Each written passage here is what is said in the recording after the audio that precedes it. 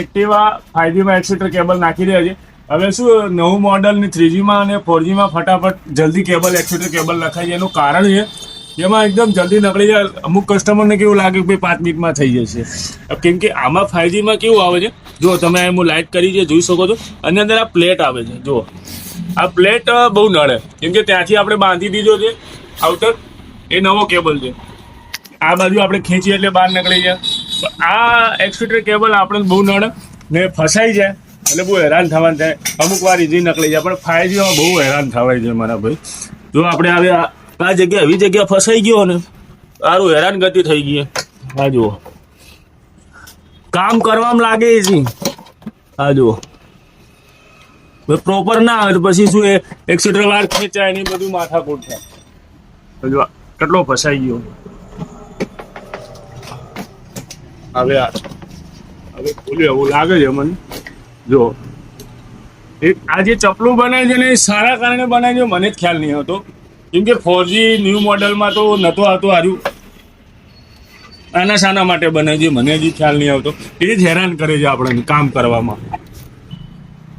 હવે આ કેબલ નાખવાવાળા જે અમારા ગેરેજવાળા મિત્રો છે એમને તો ખ્યાલ જ હશે કે 5G માં બહુ હેરાન થવાય છે. બાકી કસ્ટમરોને તો એવું લાગે કે નખાઈ જાય, પણ આ ગેરેજવાળા ભાઈઓનો વધારે ખ્યાલ રહે કે આ કેબલ નાખતા નાખતા 5G માં બહુ હેરાન થવાય છે. બરાબર. એક્સેટર કેબલ તો આપણે આવી ગયો છે. હવે સૌથી પહેલાં શું કરીએ, આને જે એક્સેટર ગ્રીપ લાગે ત્યાં થોડું લુબ્રિકેન્ટ કરી દઈએ, જેથી શું સ્મૂથ રહે એક્સેટરનો જે ગ્રીપ હોય એમાં. હવે થોડું આમાં નાખી લઈએ, સ્મૂથલી વર્ક થતું રહે. આવી રીતે એને ઓઇલ નાખી દઈએ. એના પછી આ 14 નંબરની જે નટ આવે છે આમાં ચડાવી દઈએ છીએ. આને ચડાય પછી શું કરવાનું કે જે આ યોર્ક આવે છે એની અંદર લગાવી દઈએ આપણે. એની અંદર બી આટા હોય છે, આવી રીતે ચડાવી દેવાનું. આ બી સેટિંગ આવે છે એક્સેટરનું, તમને બીજા વિડીયોમાં હું બતાવીશ. બરાબર. હવે આને આપણે મૂકીને વાર અંદર લઈએ,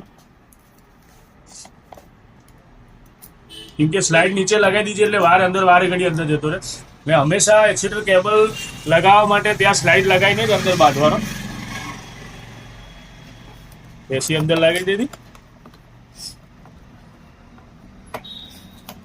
આપણે આ એક્સેટર કેબલ લગાવી દીધું. હવે એની ઉપર એને પટ્ટી બધું લગાવી દઈએ છીએ. અને પટ્ટી છે 10 નંબરનો બોલ્ટ આવે છે, પાછળ ખાંચો આવે છે. આ ખાંચો આની અંદર બેસવો જોઈએ.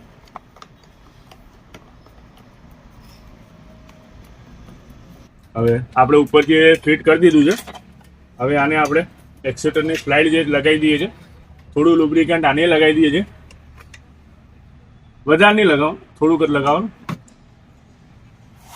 આમાં ખાસ કરીને ધ્યાન રાખવાનું છે જે સળંગ ભાગ છે ખાંચવાળો એ આ બાજુ જ લાગે, ને આ ટૂંકો છે એ એક્સેટર આપણે જે રેસ સેટ કરીએ એ બાજુ લાગે. આપણે આવી રીતે આને જુઓ જતું રહ્યું છે, આને આટા ચડાવી દઈએ આવી રીતે.